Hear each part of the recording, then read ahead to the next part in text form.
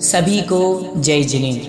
परम पूज्य आचार्य भगवंत शिवकोटि महाराज द्वारा विरचित मृत्यु पर लिखा गया सबसे प्राचीन ग्रंथ जिसमें संलेखना का वर्णन है, ऐसा परम पूजनीय परम आराध्य श्री भगवती आराधना ग्रंथादिराज का स्वाध्याय भव्योदय चैनल के ऊपर निरंतर चल रहा है।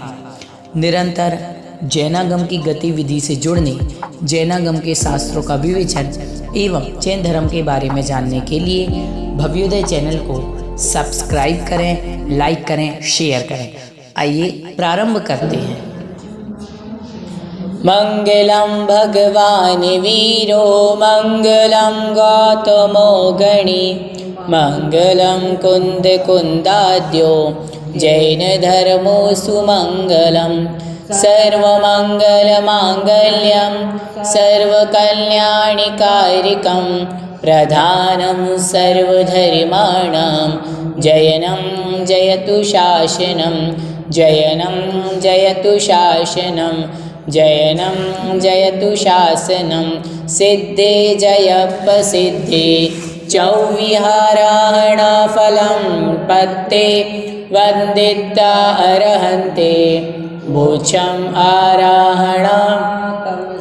जय बोलिए देवादिदेव एक हजार श्री बड़े बाबा आदिनाथ भगवान की, परम पूज्य आचार्य भगवंत शिवकोटि महामुनिराज की, संत शिरोमणि आचार्य गुरुदेव विद्यासागर जी महाराज की, परम पूज्य मुनिपुंगव सुधा सागर जी महाराज की, समस्त मुनि हरिका संघ की, भगवती आराधना ग्रंथादिराज की। कल हमने 46वें नंबर की गाथा का पूर्णता अर्थ और उसका व्याख्यान अर्थ समझ लिया था, और उसमें आचार्य भगवंत ने हमारे लिए बतलाया था कि हमें कभी भी अरिहंत का, सिद्ध का, भगवान के वचनों का, शुद्ध का वर्णवाद नहीं करना चाहिए। अब आज हम गाथा नंबर 47 प्रारंभ करते हैं। एवं दंसण माराहंतो मरणे असंजदो जदीविको वीय सुविशुद्ध तिव्वलेसो परित्त संसारियो होई। इस प्रकार सम्यक दर्शन की आराधना करने वाला मरते समय यद्यपि कोई असंयत होता है, किंतु सुविशुद्ध तीव्र लेशा वाला अल्प संसारी होता है। आचार्य भगवंत बतलाते हैं टीका अर्थ में, एवं इत्यादि गाथा के द्वारा सम्यक्त्व की आराधना करने वाला असंयत सम्यक दृष्टि का फल कहते हैं। एवं पूर्वोक्त कथन करने के लिए निर्ग्रंथता की उत्कृष्ट मोक्ष मार्ग है, इस प्रकार का स्वरूप बतलाते हैं। मन से श्रद्धान करने वाले यही उत्तम है, ऐसा वचन से प्रीति प्रकट करने वाले, संकेत आदि से रुचि को दर्शाने वाले और समस्त प्रवचन का अनुष्ठान करने वाले, ये सब सम्यक्त्व के आराधक होते हैं। अर्थात जो श्रद्धान करते हुए शंका आदि दोषों को दूर करते हैं और उपब्रहण आदि से सम्यक्त्व की विशुद्धि को बढ़ाते हुए दर्शन विनय करते हैं, वे सम्यक्त्व के आराधक हैं। आचार्य भगवंत बतला रहे हैं कि सम्यक दर्शन का, सम्यक्त्व का आराधक है कौन। सम्यक दर्शन नाम की जो आराधना है उसका आराधक कौन है? तो आचार्य भगवंत ने बतलाया कि जो सच्चे देव, सच्चे सास, सच्चे गुरु के ऊपर श्रद्धान करते हुए क्या करें, सभी प्रकार के दोषों को, शंका और उसके बाद आकांक्षा, संशय, विपर्य, अनद्धवशा, एकांत, विपरीत, अज्ञान, इन सभी दोषों को क्या करे, दूर करे, वे सम्यक्त्व के आराधक हैं। जो उपगूहन, वात्सल्य, प्रभावना, स्थितिकरण आदि गुणों से सम्यक दर्शन की विशुद्धि को बढ़ावे, वो किसका आराधक है? सम्यक दर्शन का आराधक है। समझ गए कि सम्यक दर्शन का आराधक कौन है? जो शंका आदि दोष कहे गए हैं उन दोषों को दूर करे और उपगूहन, वात्सल्य, प्रभावना, स्थितिकरण आदि गुणों का, वाले दोष तो है ना, हाँ, विपरीत वाले दोष हैं। निशंकित का विपरीत शंकित, निकांक्षित का विपरीत कांचित। एक तो है भगवान के वचनों में शंका नहीं करना, और दोष क्या है? भगवान के वचनों में शंका करना। एक संसार के भोगों की आकांक्षा नहीं करना, ये गुण है, और संसार के भोगों की आकांक्षा करना ये दोष है, अवगुण है। संसार में किसी भी साधु संत एवं किसी भी मलिन वस्तु को देख करके घृणा नहीं करना, ये निर्विचिकित्सा नाम का गुण है। और विचिकित्सा नाम का अवगुण किसी भी चीज़ को देख करके ग्लानि आदि करना। अमूढ़ दृष्टि, संसार में तत्व और कुतत्व की पहचान नहीं होना, ये मूढ़ दृष्टि। और अमूढ़ दृष्टि, कुतत्व और सुतत्व को पहचानना, अच्छे तत्व कौन से हैं, बुरे तत्व कौन से हैं, हमारे लिए अच्छा क्या है और गलत क्या है, ये पहचानना। उपगुहन, अपने साधर्मियों के प्रति इस प्रकार से भावना रखना, यदि उनके कोई दोष है तो उनको छिपाना। और अनुपगुहन, उनके दोषों को प्रकट करना। मान लिए हमारा कोई मित्र है, दोस्त है, रिश्तेदार है, पड़ोसी है, उससे यदि कोई गलती हो जाती है, कोई दोष हो जाता है, तो उसके दोषों को छिपाना। क्या करना? उसके दोषों को छिपाना, ना कि सबको बताना। क्यों? यदि उसकी बुराई सबको हम बतलाएंगे तो उसकी क्या होगी? निंदा होगी, बेइज्जती होगी। और क्या मालूम निंदा को वो सहन कर पा रहा है या नहीं। ऐसा नहीं उससे वो भड़क जाए और गलत पथ पर चला जाए। कई बार नहीं होते व्यक्ति, सब कहते अरे तुम तो ऐसे करते हो, तुम तो मंदिर ही नहीं जाते, तुम तो मंदिर ही नहीं जाते, तुम तो मंदिर ही नहीं जाते। वो कहते ये लो अब और नहीं जाना, अभी तो हम संडे को जाते थे, अब और नहीं जाना, जाओ जो जचे तो कर लो तुम्हारे।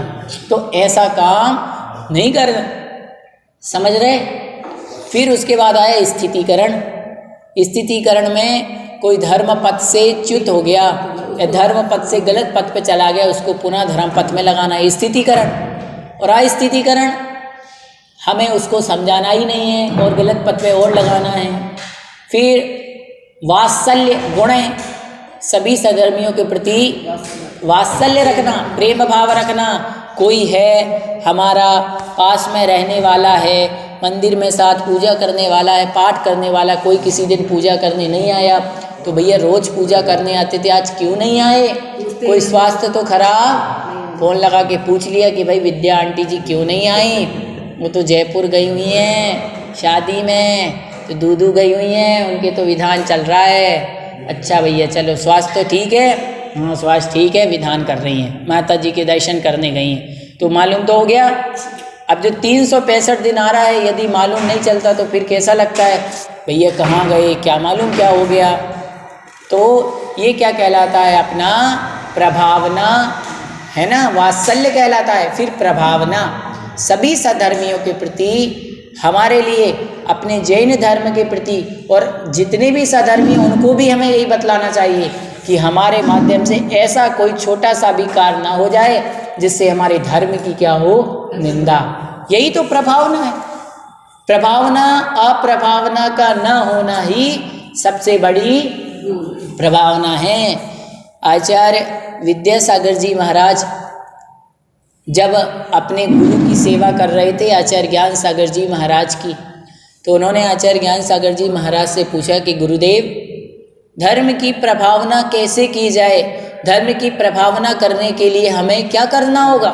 क्योंकि उनके गुरुजी ने कहा था, ज्ञान सागर जी महाराज ने, कि विद्यासागर जी वो तुम धर्म की बहुत प्रभावना करना, तुम तो अभी युवा हो, बहुत समय तक रहने वाले हो, मेरा जीवन तो अवस्था चल की हो रहा है, बहुत प्रभावना करना तुम।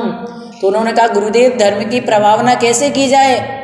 तो एक ही बात कही थी ज्ञान सागर जी महाराज ने, धर्म की हमारे माध्यम से कहीं अप्रभावना ना हो जाए, इसका ध्यान रखना, यही सबसे बड़ी प्रभावना है।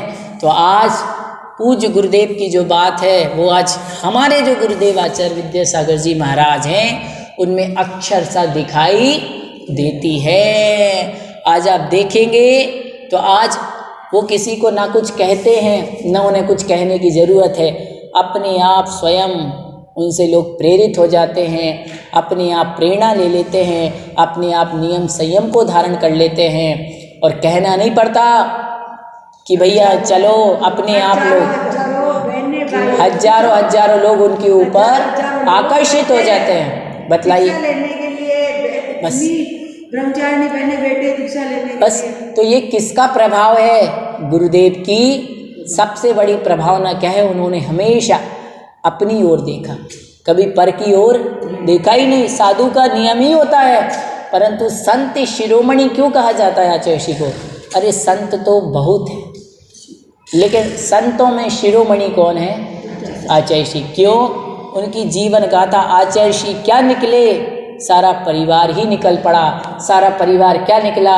सारी दुनिया ही उनके पीछे जाने को तैयार है। दुनिया ही पीछे है। बताओ, सारी दुनिया ही उनके पीछे चल पड़ी। बताओ, आचार्य ऋषि जहाँ चलते हैं सड़कों में जगह नहीं रहती, गांव छोटे पड़ जाते हैं। लोगों ने सोचा, जब अपन ग्रंथों को पढ़ते हैं तो उसमें आती ना अक्षीण महानस अक्षीण महालय रिद्धि।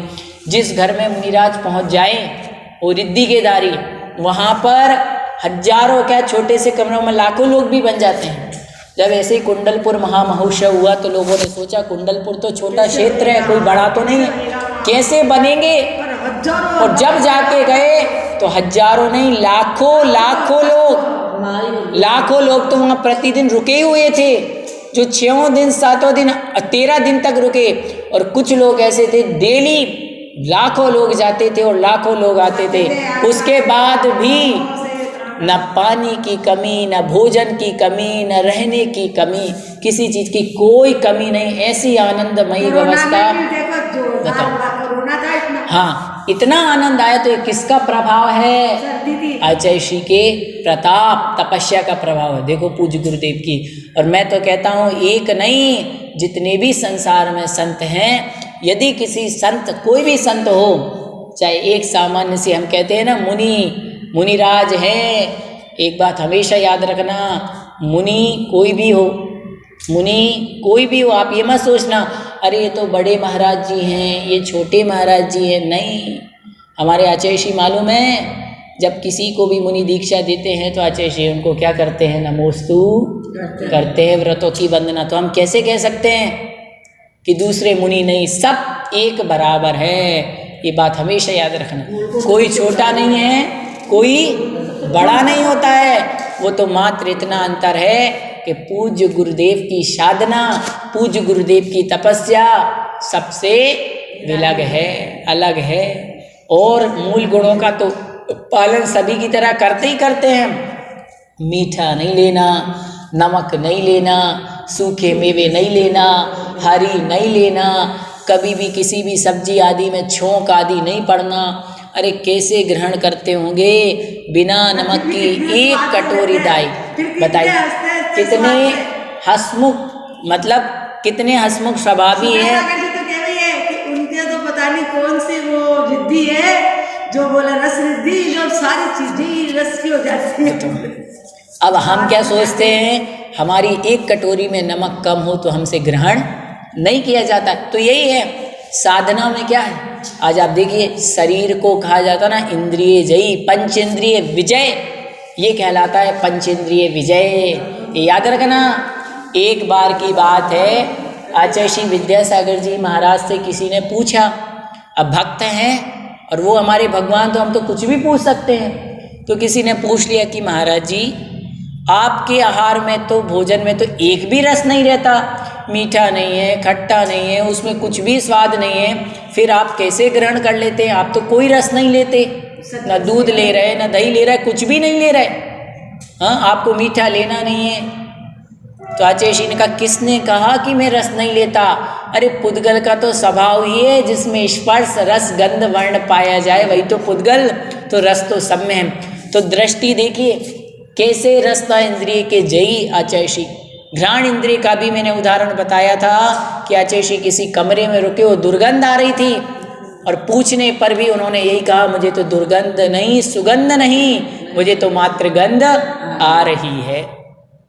आचार्य श्री का चक्षु इंद्रिय विजय देखिए, जहाँ भी जाते हैं किसी को नज़र उठा करके देखते नहीं हैं। कौन सभा में स्त्री बैठी है, कौन सभा में युवती बैठी है, सभा में कौन बैठा है, कौन नहीं बैठा है। कहीं रास्ते से जा रहे हैं, उनको मतलब नहीं है किसका पैम्पलेट लगा हुआ है, किसका चित्र बना हुआ है।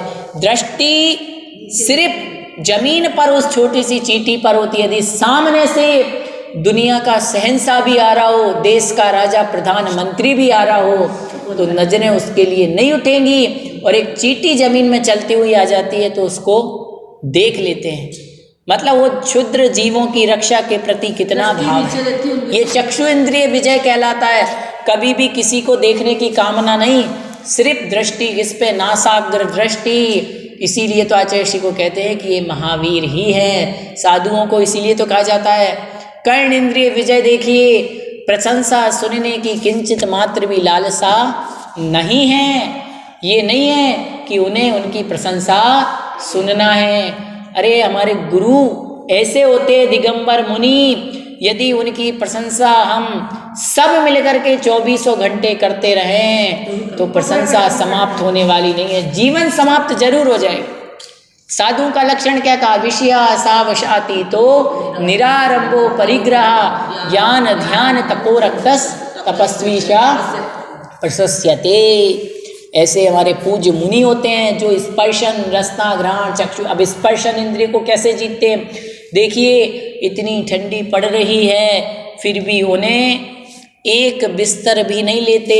सोचें, एक चटाई को ग्रहण नहीं करना, लकड़ी के पाटों पर बैठते हैं, लकड़ी के पाटों पर शयन करते हैं। सोचे संत, किसी भी प्रकार का उनको घास फूस आवरण कुछ नहीं चाहिए।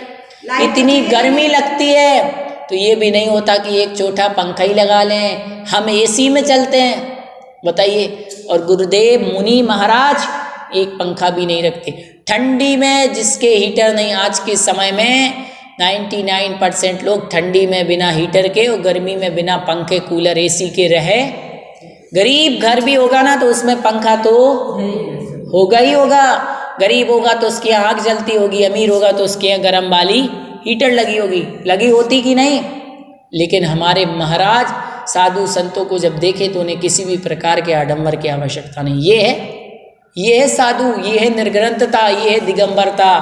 इसीलिए कहते हैं कि जो उसके ऊपर श्रद्धान करता है निश्चित रूप से उस व्यक्ति का क्या होता है? उद्धार होता है। और यदि श्रद्धा नहीं है तो समझ लीजिए फिर हमारी सम्यक आराधना नहीं है। यही तो है कि सच्चे दिगंबर साधु जो है उनके प्रति आस्था विश्वास रखना। और विश्वास ऐसा नहीं कच्चा पक्का वाला, कच्चा पक्का वाला काम नहीं चलता यहाँ, पक्का पक्का ही चाहिए। कौन सा विश्वास चाहिए? बस कि हमारे महाराज ने कहा तो यही सही है। उन्होंने कह दिया कि आज तो सूरज पश्चिम से निकला है तो हमें बिना विकल्प के उसे क्या करना चाहिए? स्वीकार। श्रद्धा तो यही है, विश्वास तो यही है, लेकिन हम यदि उसमें तर्क वितर्क और कुतर्क करेंगे तो निश्चित रूप से हमारा देखिए, श्रद्धा तर्क नहीं मांगती, श्रद्धा में कभी तर्क नहीं होता। ये हमेशा याद रखिए। श्रद्धा में आप तर्क वितर्क कुतर्क करोगे तो काम गड़बड़ होगा।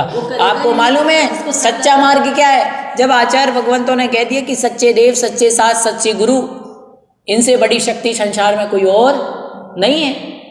और जब हमारे ग्रंथों में लिखा हुआ है कि सारी दुनिया गलत हो जाए तो हो जाए, पर हमारे गुरु हमारे भगवान हमारे तीनों लोकों के नाथ और हमारी जिनवाणी कभी गलत, फिर हमें तर्क वितर्क करने की आवश्यकता कहाँ है?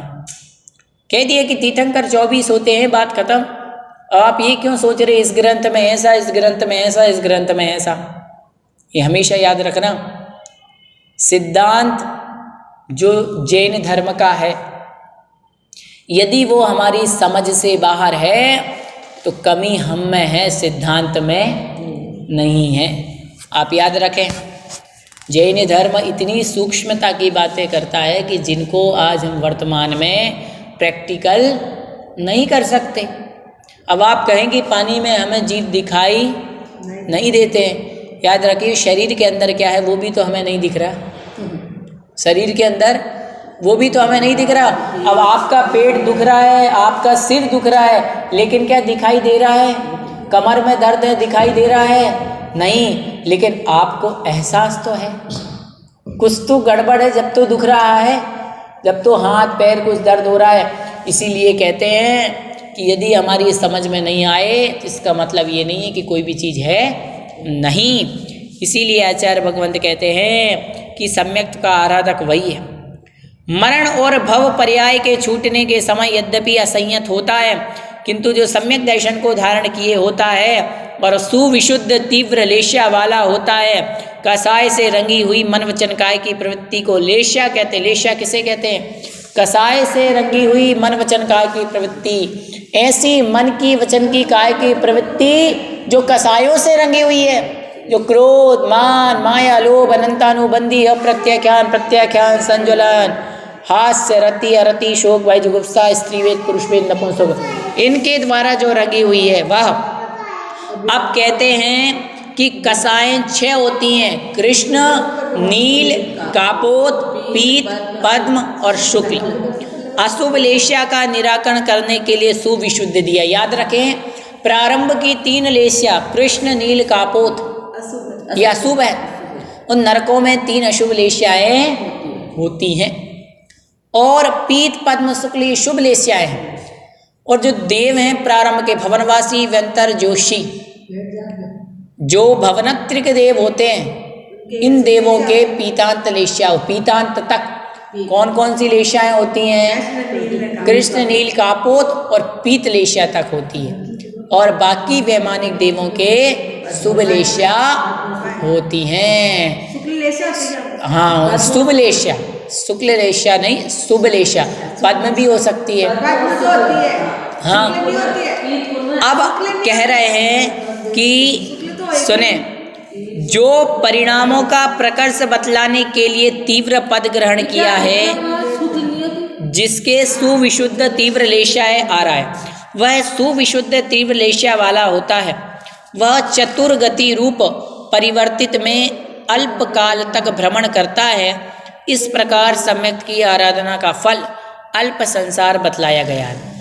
आप एक बात याद रखिए, जो नरक हैं उन 7 नरकों में अशुभ लेश्याएं होती। पहले नरक में कापोत लेश्या, ठीक है, कापोत लेश्या, कापोत अशुभ है। कापोत लेश्या नरकों की चर्चा चल रही। नरकों में पहले नरक में कापोत लेश्या का जघन्य भाग, दूसरे नरक में कापोत लेश्या का मध्यम भाग, तीसरे नरक में कापोत लेश्या का उत्कृष्ट भाग और नील लेश्या का जघन्य भाग। फिर चौथे में नील का मध्यम, 5वें नरक में नील का जघन्य और कृष्ण लेश्या का उत्कृष्ट, नील का उत्कृष्ट और कृष्ण लेश्या का जघन्य। उसके बाद 6ठे नरक में कृष्ण लेश्या मध्यम और 7वें में कृष्ण लेश्या उत्कृष्ट। ये नरकों में होती है।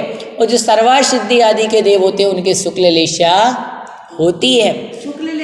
बिल्कुल होती है। देव कितने विशुद्ध परिणाम होते हैं देवताओं के। कौन से देव? सर्वार सिद्धि आदि के जो लोकांतिक आदि देव होते हैं। देखिए, जिनके परिणाम अच्छे हैं उनकी लेश्या शुभ होगी और जिनके परिणाम खोटे हैं उनकी लेश्या अशुभ होगी। समझ गए? अब आचार्य भगवंत ने क्या कहा? आदि तस्तिषु पीतांत लेश्या, भवनवासी व्यंतर जोशी में पीतांत तक लेश्या होती हैं। अर्थात इनके कृष्ण नील कापोत तो हो सकती है लेकिन पीत लेश्या होती है भवनवासी तक। तो 4 लेश्याएं तक हो सकती हैं। इसका मतलब ये है शेष के कौन सी होती हैं? 2 लेश्याएं होती हैं।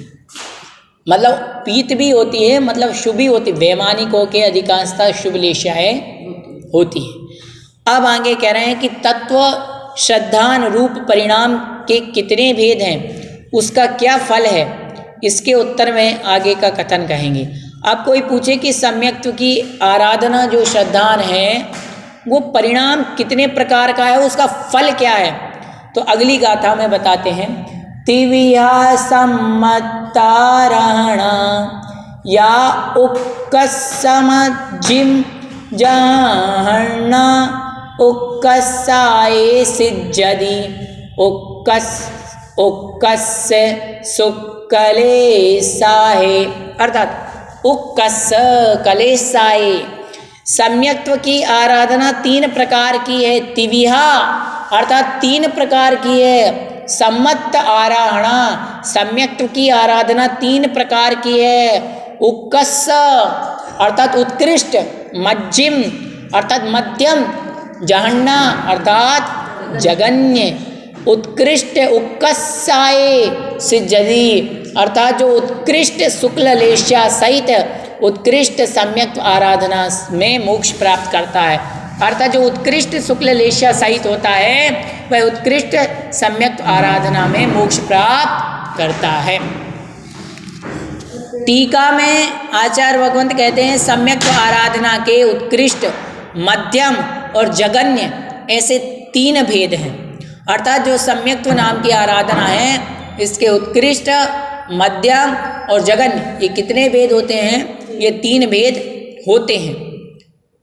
उत्कृष्ट आचार्य भगवंत बतलाते हैं उत्कृष्ट शुक्ल लेश्या के साथ यदि उत्कृष्ट आराधना सम्यक्त की हो तो उससे मोक्ष प्राप्त होता है। अर्थात उत्कृष्ट शुक्ल लेश्या हो जाए और उत्कृष्ट सम्यक्त आराधना हो जाए तो निश्चित रूप से उससे क्या प्राप्त होने वाला है? मोक्ष। अब लेश्या क्या है? तो कहा जो आत्मा को कर्मों के द्वारा लिंपन अर्थात लेपे उसे लेश्या करते हैं। लिंपति इति लेश्या, जो आत्मा को कर्मों के साथ क्या करवाए? लेपे, वो लेश्या। अथवा कषायों से अनुरंजित योग की जो प्रवृत्ति है वो क्या कहलाती? लेश्या। अभी हमने समझी थी ना, कषायों से रंगी हुई जो मन वचन काय की प्रवृत्ति है उसे लेश्या कहते हैं। लेश्या मुख्यतः 2 प्रकार की, शुभ लेश्या और अशुभ लेश्या। कृष्ण, नील, कापोत ये 3 अशुभ लेश्या हैं। पीत, पद्म, शुक्ल ये 3 शुभ लेश्या हैं। अशुभ लेश्या के साथ हुआ मरण निकृष्ट मरण कहलाता है। यदि अशुभ लेश्या के साथ हमारा मरण होगा तो कौन सा मरण कहलाएगा? निकृष्ट मरण। तथा अशुभ लेश्या वाला जीव आराधक नहीं होगा। जिसकी अशुभ लेश्या होगी वो सम्यक्त का आराधक नहीं होगा। शुभ लेश्या वाला जीव ही आराधक होगा। एवं समाधि मरण को प्राप्त, जिसकी शुभ लेश्या होगी वही समाधि मरण को प्राप्त कर पाएगा। अशुभ लेश्या वाला समाधि मरण को प्राप्त नहीं कर पाएगा। शुक्ल लेश्या वाला जीव उत्तम आराधक है। शुक्ल लेश्या के मध्यम अंश के साथ समाधि मरण को जो प्राप्त होता है वह मध्यम आराधक है। शुक्ल लेश्या के जगन्य अंशों के साथ समाधि मरण को जो प्राप्त हुआ वो जगन्य आराधक। अर्थात जिसके शुक्ल लेश्या उत्कृष्ट है वो उत्कृष्ट रूप से सम्यक्त का आराधक, जिसके शुक्ल लेश्या मध्यम है वह मध्यम रूप से किसका? सम्यक्त का आराधक, और जिसके शुक्ल लेश्या जगन्य है वो जगन्य रूप से सम्यक्त का आराधक होता है। और जो लेश्यातीत अलेश्या भाव से युक्त है वे आराधक है, सर्वोत्तम आराधक कहलाते हैं और उसी भाव से मुक्ति को प्राप्त करते हैं। उत्तम आराधक 2-3 भाव में, मध्यम आराधक 7-8 भाव में और जगन्य आराधक संख्यात भाव में मुक्ति को प्राप्त होते हैं। याद रखिए, जो उत्कृष्ट भगवान के सम्यक्त्व की आराधना करते हैं वो 2-3 भाव में मोक्ष जाते हैं, और जो मध्यम रूप से सम्यक्त की आराधना करते हैं वो 7-8 भाव में मोक्ष जाते हैं, और जो जगन्य रूप से सम्यक्त की आराधना करते हैं वो संख्यात भावों में मोक्ष जाते हैं। और जो कुलेश्याओं में अर्थात जो अशुभ लेश्या हैं उनमें लगे रहते हैं, उनका तो कोई ठिकाना है ही नहीं। इस प्रकार से आचार्य भगवंत ने बतलाया। लेश्या आपको बता दें हमारे लिए हमेशा अपने परिणाम कैसे रखना चाहिए? विशुद्ध रखने चाहिए, ताकि भगवान कम से कम हमारी लेश्या तो अच्छी हो। अब आपको बता दें कृष्ण लेश्या में इतने क्रूर परिणाम हो जाते हैं, इतने क्रूर परिणाम हो जाते हैं कि ऐसा लगता है कि बस क्या करें, मारे काटे लड़ाई झगड़ा करें। 7वें नरक में कैसे परिणाम होते हैं आपको मालूम है? 7वें नरक के जीव एक दूसरे को देखते ही उनको ऐसा लगता है कि इसको हम क्या कर दें, बिल्कुल खा जाएं, इसके तिल तिल के समान खंड कर दिए जाते हैं। नरकों में ऐसे ऐसे दुख होते हैं। उसके बाद भी जीव कितने सागर, 33 सागरों तक नरकों में सड़ता रहता है, नरक के दुखों को भोगता रहता है। इसलिए आज 6 लेश्याओं का वर्णन हुआ और आचार्य भगवंत ने सम्यक्त्व आराधना की चर्चा की। आज के लिए इतना ही। जिनवाणी स्तुति। शास्त्र पठन में मेरे द्वारा यदि जो कहीं कहीं प्रमाद से कुछ अर्थ वाक्य पद मात्रा छूट गई, सरस्वती मेरी उस त्रुटि को कृपया क्षमा करें और मुझे कैवल्य धाम में माँ विलंब धरें। जय बोलिए आचार्य भगवंत शिव कोटि मुनि महाराज की जय।